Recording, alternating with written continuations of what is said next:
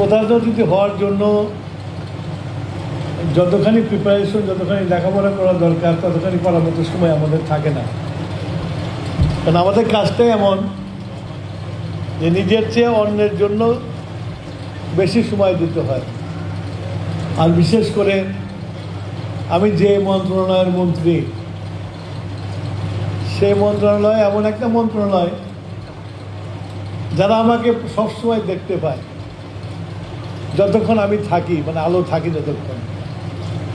আর যে আলো নিভে যায় তখন আমার পুরো গালি বর্ষণ হয়। তো এইরকম একটা মন্ত্রণালয়ের মন্ত্রী আমি। সুতরাং যে নজরুল ইসলামকে নিয়ে আলোচনা করব, এটার জন্য যে প্রস্তুতি প্রয়োজন সে প্রস্তুতি নিয়ে আসতে পারিনি। তবে হ্যাঁ, নজরুল ইসলাম হলো মানুষের কবি। নজরুল ইসলাম এমন একটি শ্রেণী থেকে এসেছে